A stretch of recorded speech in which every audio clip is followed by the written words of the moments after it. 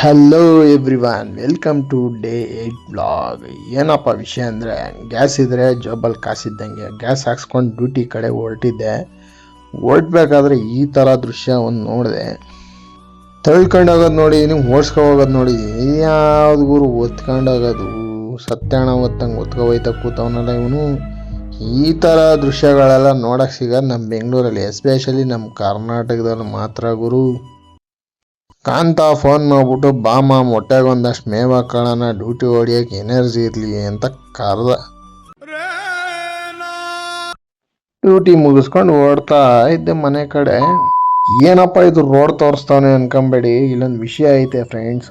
Delivery ಮಾಡೋ ಹುಡುಗರು ರೋಡಲ್ಲಿ ಇರ್ತಾರೆ, ಓಕೆ, ಹುಡುಗರು ಅವರು ಪಾಪ. ಇವ್ರು ಲೇಡೀಸು ಗುರು, ಮನೆ ಕೆಲಸ ಮಾಡೋರು ಈ ಥರ ರೋಡಲ್ಲಿ ಕೂತ್ಕೊಂಡು ರೋಡಲ್ಲಿ ಮಲಗಿದ್ರು ನೋಡಿ ಬೇಜಾರಾಯಿತು. ಏನಪ್ಪ ಅಂದರೆ ಅವ್ರಿಗೊಂದು ನಿಗದಿತ ಸ್ಥಳ ಕೊಡೋಕ್ಕಾಗಲ್ವಾ? ಏನಂದರೆ ಇದು ಯಾವುದೋ ಹೊಸ್ದಾಗಿ ಬಂದಿರೋ ಕಂಪ್ನಿ ಇದು. ಮನೆ ಕೆಲಸ ಮಾಡೋರು ಪರ್ ಅವರ್ಗೆ 100 ರೂಪೀಸ್ ಕೊಡ್ತಾರಂತೆ. ಸರಿ ಒಪ್ಕೊಳ್ಳೋಣ, ಏನು ಕೆಲಸ ಮಾಡಿಸ್ಕೊಂಬಿಟ್ರೆ ಸಾಕು, ಅವ್ರಿಗೊಂದು ಬೆಲೆ ಬೇಡವ, ಅವ್ರಿಗೊಂದು ಮಾನವೀಯತೆ, ಅವ್ರಿಗೊಂದು ಉಳ್ಕೊಳಕ್ಕೆ ಒಂದು ಜಾಗ ಬೇಡವ ಅಪಾರ್ಟ್ಮೆಂಟಲ್ಲೇ ಕೆಲಸ ಮುಗಿದ್ಮೇಲೆ ಒಂದು ಕಡೆ ಇರೋಕ್ಕೆ.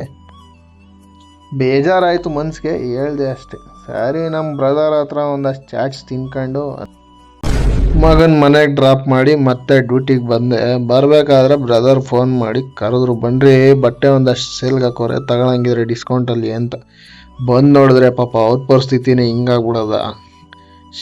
ಶಾಪಿಂಗ್ ಮುಗಿಸ್ಕೊಂಡು ಪಾಪುಗೊಂದು ಬಾಯ್ ಮಾಡಿ ಒಂದಷ್ಟು ಟೀ ಹಾಕ್ಕೊಂಡು ಮನೆ ಕಡೆ ಹೊರಟೆ. ಸಿಗೋಣ ಗೈಸ್ ನೆಕ್ಸ್ಟ್ ಬ್ಲಾಗಲ್ಲಿ.